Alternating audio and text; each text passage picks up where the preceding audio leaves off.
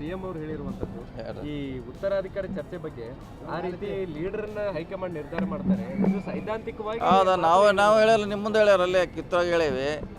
ಯಾಕೆಂದ್ರೆ ಅವ್ರು ಹೇಳಿದ್ದು ಐಂದ ನಾಯಕರು ಹೇಳಿದಾರೆ ಹೊರತಾಗಿ C M D C M ಅಧ್ಯಕ್ಷ ಅಂತ ಎಲ್ಲಿ ಹೇಳಲ್ಲ. ಅದು ಆ ಥರ ಗೊಂದಲ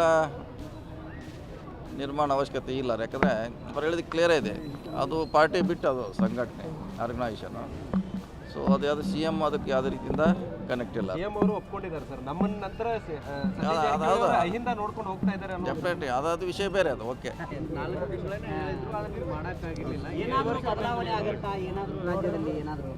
ಅಲ್ಲ, ಸಂಪುಟ ಮತ್ತು ಬದಲಾವಣೆ ಅಂದರೆ ಬದಲಾವಣೆ ಆಗೇ ಆಗ್ತಾರೆ. ಮತ್ತು ಹಳಬರು ಹೋಗಿ ಹೊಸವರು ಬಂದೇ ಬರ್ತಾರೆ.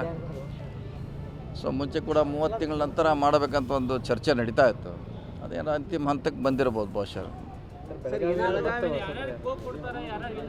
ಅದು ಅವ್ರಿಗೆ ಬಿಟ್ಟಿದ್ರಲ್ಲ, ನಮಗೆ ಹೆಂಗೆ ಗೊತ್ತಾಗಬೇಕು ಯಾರಿಗೆ ಕೈ ಬಿಡ್ತಾರ, ಯಾರಿಗೆ ಹೊಸ ಹೋಗ್ತಾರ. ಸಚಿವರ ನೇಮಕ ಸಂದರ್ಭದಾಗ ಏನಾದರೂ ಕಂಡೀಷನ್ ಇಷ್ಟು ತಿಂಗಳಾದ ಕೂಡಲೇ ನೀವು ಬೇರೆದವರಿಗೆ ಹಿರಿಯ ಸಚಿವರಿಗೆ ಯಾರ್ಯಾರಿಗೂ ಏನಾದರೂ ಮಾತುಕತೆ ಆಗಿತ್ತಾ ಅಂತ? ಇಲ್ಲ, ಅದು ನಮ್ಮ ಲೆವೆಲ್ ಆದರೆ ಮೇಲ್ಗಡೆ ಆಗಿರ್ಬೋದು. ನಮ್ಮ ಲೆವೆಲಲ್ಲಿ ಏನೋ ಚರ್ಚೆ ಆಗಿಲ್ಲ. ಆಗಿದ್ರೆ ಡೆಲ್ಲಿ ಲೆವೆಲ್ ಏನಾದ್ರು ಆದರೂ ಆಗಿರ್ಬೋದು. ಅದ್ರ ಬಗ್ಗೆ ನಮಗೆ ಯಾವುದೇ ಮಾಹಿತಿ ಇಲ್ಲ ರೀ.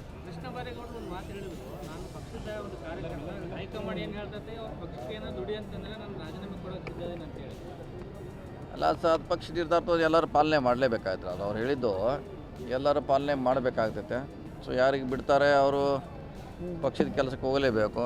ಯಾರು ಮಂತ್ರಿ ಆಗಿರ್ತಾರೋ ಅವ್ರು ಮಂತ್ರಿಯಾಗಿ ಕೆಲಸ ಮಾಡ್ತಾರೆ ಅಷ್ಟೇ. ಈಗ ಒಂದು ಈ ಸಚಿವರು ಏನಿದ್ದಾರೆ ಅವ್ರನ್ನ ಯಾವ ಮಾನದಂಡದಲ್ಲಿ ಬಿಡುವಂಥದ್ದು, ಅದನ್ನು ನಮಗೆ ಹೆಂಗೆ ಗೊತ್ತಾಗಬೇಕು? ಬಿಡೋರು ಯಾರು? ಸಿ ಎಮ್ಮು, ಅಧ್ಯಕ್ಷರು, ಜನರಲ್ ಸೆಕ್ರೆಟರಿ ಅವ್ರು ಮಾಡೋರು ಮಾನದಂಡ.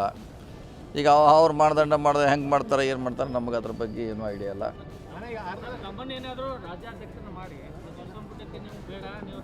ಇಲ್ಲ, ಈಗ ಅದನ್ನೇ ನೀವೇ ಇಲ್ಲೇ ಹೇಳ್ರಿ. ಹೆಂಗೆ ಈಗ ನೀವೆಲ್ಲ ಕೇಳ್ರಿ, ನಾ ಏನು ಮಾಡ್ಲಿಕ್ಕೆ? ಹಿಂಗೆ ಹಂಗೆ ಹೇಳ್ರಿ, ಅದಕ್ಕೆ ನಾವು ನಮ್ಮ ಕಡೆ ಉತ್ತರ ಇಲ್ಲ ಅದಕ್ಕೆ. 2028 ವಿಚಾರಕ್ಕೆ ಪಕ್ಷ ಸಂಘಟನೆಯಲ್ಲಿ ತಮ್ಮನ್ನು ತಾವು ತೊಡಗಿಸ್ಕೊಳ್ಳುವಂಥದ್ದು ಇದೆ ಸರ್. ಇಲ್ಲ, ಅಲ್ಲ, ಅದು ಯಾವುದೋ ಆ ರೀತಿ ಯಾವುದೂ ಚರ್ಚೆ ನಡೆದಿಲ್ಲ ಇನ್ನೂ ನಿನ್ನೆ ಹೇಳಿದ್ದಾರೆ ಫಸ್ಟ್ ಟೈಮ್ ಸಿ ಎಮ್ ಅವರು. ಸೊ ಚರ್ಚೆ ಆಗಬೇಕು, ಡೆಲ್ಲಿ ಮಟ್ಟದಲ್ಲಿ ಆಗಬೇಕು, ಬೆಂಗಳೂರು ಮಟ್ಟದಲ್ಲಿ ಆಗಬೇಕು. ಅದು ಅಂತಿಮವಾಗಿ C M D C M ನಿರ್ಧಾರ ಮಾಡ್ತಾರೆ. ಸರ್, ಒಬ್ಬರು ಸೀನಿಯರ್ ನೀವು ಸಚಿವರಿದ್ದೀರಿ, ಈ ರೀಶಫಲ್ ಆಗೋದ್ರಿಂದ ಸರ್ಕಾರಕ್ಕೆ ಎಷ್ಟೊಂದು ಅನುಕೂಲ ಆಗಬಹುದು? ಅಲ್ಲ, ಅದು ಮುಂಚೆನೇ ಅರ್ಧ ಮಾಡಬೇಕಂತ ಒಂದು ಚರ್ಚೆ ಕೇಳಿ ಬರ್ತಾ ಇತ್ತು.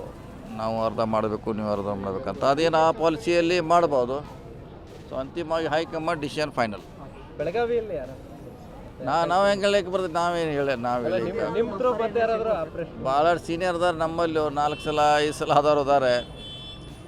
ಸೊ ಹೈಕಮಾಂಡ್ ಯಾವ ರೀತಿ ನಿರ್ಧಾರ ಮಾಡೋದು ಅವ್ರಿಗೆ ಬಿಟ್ಟಂತ ವಿಚಾರ. ನಾವು ಹೀಗೆ ಇವರೇ ಆಗ್ತಾರೆ ಇವ್ರು ಆಗೋಲ್ಲ ಅಂತ ಹೇಳಿ ಕಷ್ಟ. ಸರ್ಕಾರ ಇದ್ದಾಗ ಭಾಳಷ್ಟು ಜನ, ಸುಮಾರು 5 ರಿಂದ 6 ಜನ ಸಚಿವರು ಬೆಳಗಾವಿ ಅವರು.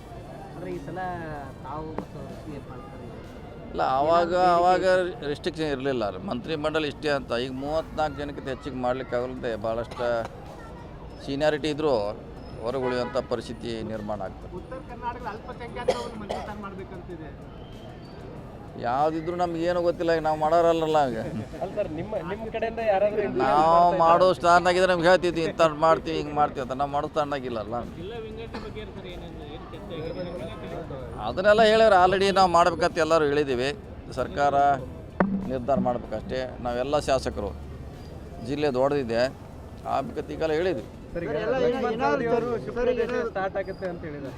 ಪರೋಕ್ಷವಾಗಿ ಮಿನಿಸ್ಟರ್ ಆಗ್ತೇವೆ ಅನ್ನುವಂಥದ್ದನ್ನ ಯಾರೇ ಅದೇ ಇಂಗಿತ ವ್ಯಕ್ತಿ ಲಕ್ಷ್ಮಣ್ ಸವದಿ ಎಲ್ಲರೂ ಬಾಣೆ ಮಾಡ್ತಾರೆ. ಯಾಕೆ ಸೀನಿಯರ್ ನಾ ಹೇಳಿಲ್ಲ, ಸೀನಿಯರ್ ಭಾಳ ಜನ ಇದ್ದಾರೆ ನಮ್ಮ ಜಿಲ್ಲೆಯಲ್ಲಿದ್ದಾರೋ, ಹೊರಗಡೆ ಕೂಡ ಇದ್ದಾರೆ. ಅಂತಿಮವಾಗಿ ಯಾರಿಗೆ ಲಕ್ಷ್ಮಿ ಒಲಿತಿದೆ ಹೇಳಲಿಕ್ಕಾಗೋಲ್ಲ. ನೋಡೋಣ, ಕಾದು ನೋಡೋಣ. DCM ಸ್ಥಾನದ ಬಗ್ಗೆ ಯಾವ್ದ್ರೆ